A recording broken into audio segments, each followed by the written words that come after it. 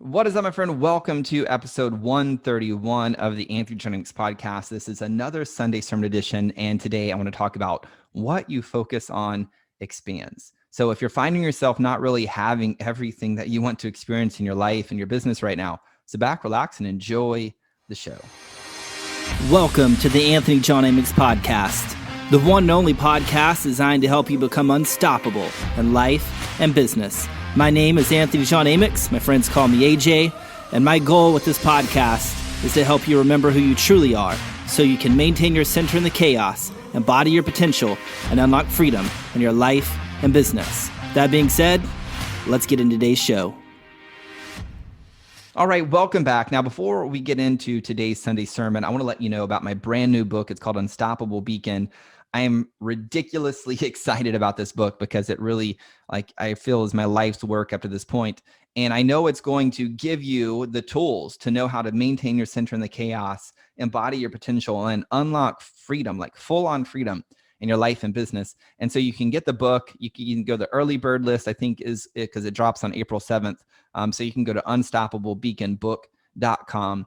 If the book has debuted by now, I think you can get it on Amazon. And I know when you pick up the book, you're going to be hooked up with some bonus trainings just as a surprise for you. And it's just my way of saying thank you when you purchase the book. So again, head over to unstoppablebeaconbook.com to grab that book. So with that being said, let's get into today's show. So this past weekend, I had a friend of mine over. They came over to the house to visit. He brought his two sons to play with my daughter, and we went over to the park. Then we went back to my house. We rode four-wheelers, made a fire. I mean, we're just like hanging out, you know what I mean? And it was a great time. And it was really cool to watch one of his sons like have the space in our yard to go explore for worms in our backyard, while his other son like rode the four-wheeler. And me and the dude were just like hanging out on the back porch, just sipping one of my favorite scotches, which is a 16-year Arbor. And we're just talking about like a lot of things, like a whole bunch of things while hanging out on my back porch, like overlooking our land and watching the kids. And one of the things that we talked about was how like right now I feel a bit lonely a lot of times. Like I told him, like the more I take responsibility for my world and my dreams and my desires, it's like the more lonely I feel. I told him I find it really hard to connect with a lot of other people. And it's not that I don't want to connect with them or that I'm not opening up my heart to connect with more people. It just seems the more that I grow and evolve, the more I meet people who just don't seem to have the capacity or the willingness to really connect with me at a deeper, more intimate level. And he was experiencing something very similar. And, you know, I think as humans, one of the things that we like genuinely crave is connection. Now, I'm not talking about the surface level connection, like, well, how are the kids? Well, here's what's going on with weather. Here's what's going on in sports. Like, here's what my kid did. Like, there's nothing wrong with those things. Those things are great, right? Like, I am 100% down to talk about all of that stuff. And there's a part of me that wants to go deeper. I want to hear about what other people's dreams and their aspirations are. And beyond just their dreams and aspirations, I want to hear about like what they're doing to create those dreams, like what's standing in the way. And I want to vulnerably talk about creating and solving challenges together. But most people just talk about their problems. And look, I don't mind listening to people's problems because I know we're all facing obstacles at one level or another, myself included. And I think it's healthy and it's very good for us to be able to have people in our lives where we can openly share the obstacles. But it seems like most people, they only want to talk about the obstacle. They only want to look at the obstacle. I don't know how many times I've been in conversations with people that I'm introduced to at a birthday party or whatever, and they tell me, like, let's just use an example, that they'd like to invest in real estate. And I'm like, yeah, well, tell me more. Like, how many properties? What's your vision? What's your goal? And they light up and they tell me. And then I ask them, like, well, when are you going to start investing into your first property? And then they proceed to tell me how they can't because of this obstacle or that obstacle. And I'm like, okay, cool. Well, then what could you do to start investing into your first property? Like, how could we get into some curiosity, some wonderment? And they then respond with more challenges and more obstacles. And this goes on and on and on and on and on. Now, the truth is, like, there's this part of me that just wants to say, then you probably don't want to invest in real estate. Because if you did, you'd find a way to figure it out. Now, this is just an example that can be applied to any aspect of our life. Our marriage, our kids, family drama, business, career, pay, like vacation, time, anything, like anything. And it seems like a lot of people, they don't realize that what you focus on is what will expand. If you focus on obstacles and problems, guess what you're going to find more of? Obstacles and problems. And if you focus on solutions and possibilities, well, guess what that means? More solutions, more possibilities. And after coaching hundreds of people and spending thousands and thousands and thousands of hours studying like why people do what they do and why they don't do what it is that they want to do, I found that it comes down to two things. And I first learned this from Werner Erhard.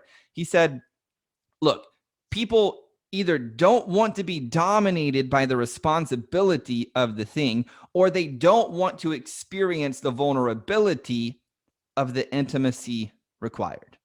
Like at the end of the day, it's going to come down to one of those two things. And for a lot of people, this stuff is playing out subconsciously. Like going back to the real estate example, someone wants to invest into a property, but they make excuses. Now, if they would connect to the truth, they would see that they're just afraid to be dominated by the responsibility of it, the responsibility of creating the money required for the investment, the responsibility of taking on and managing the risk. It's a sheer responsibility thing.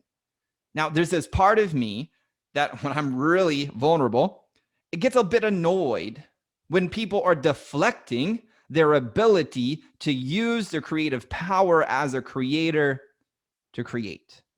Like I kind of feel like it's a spit in the face of their creator who created them to go create, to have this amazing human experience. Now, I just think so many people, they just don't know any better. Like they don't know what they don't know. They probably grew up with parents who wanted to do stuff. Their parents probably had dreams and aspirations. And rather than leaning into their own fears, they made excuses. And then that way of being was just absorbed and replicated for a whole lot of people. That way of being had never been questioned by a whole lot of people. And my hope is today is if you find yourself making excuses for your dreams and your aspirations, my hope is this a bit of a wake-up call for you to help you see what you focus on expands. And the two reasons that you're not focusing on what you desire and going to do something about it is because either you're potentially afraid to be dominated by the responsibility of the thing required, or you're afraid of the level of vulnerability of the intimacy that's required. Now, what I mean by the level of the vulnerability of intimacy is maybe there's a hard conversation that you get to have with someone. But having that conversation means opening up your heart. And maybe in the past, when you've opened up your heart, it got smashed. And the thing is no one can really smash your heart. Like it's your heart. If they smashed it, it's because you let them. And if you learn how to open your heart and not take anything personally, well, then anyone can say anything they want to you and it never crushes your heart. Why? Because you know who you are and you know how to source love for yourself.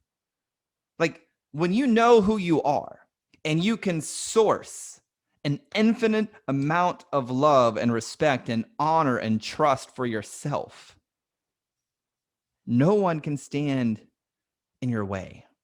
And you can stand in any fire, any amount of conflict with any human being on the planet, ultimately leading them back to who they truly are as well. So the lesson for today is to understand what you focus on expands, period. Like if you have dreams and aspirations, you either get to get curious and find a way to go create them, or you don't. Like everything in between is nothing more than you avoiding the responsibility of your desires or avoiding the vulnerability of intimacy. Like when you're willing to take on the level of responsibility for your dreams and be as vulnerable as required, everything you genuinely feel called to create is yours for the creating. because at your core, you're a creator. You're here on this planet to create and enjoy this human experience, all of the human experience. So my invitation to you this day is this: where in your life, where in your business are you focusing on what you don't want? And how, by shifting your focus to what you do want and choosing to take on the new level of responsibility for it, may your entire life and your entire business shift from a place that's really good to great. So, my friend, that's all I have for this episode of the Anthony John Amyx podcast. If you know someone who needs to hear this episode, please send it over to them in their DM, screenshot it, share it on social media, send them an email, text message, whatever you have to do to get this episode into their ear holes. And also, please keep the 5-star reviews coming over on iTunes, because that's what helps get this show found by more people. So thank you so much for being here today. Until next time, my friend, I'm out. Peace. Well, that's all I've got for this episode of the Anthony John Amyx podcast, but we have plenty more to help you become unstoppable in life and business.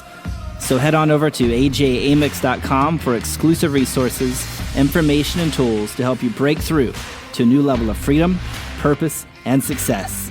I look forward to having you back for the next episode. Bye for now.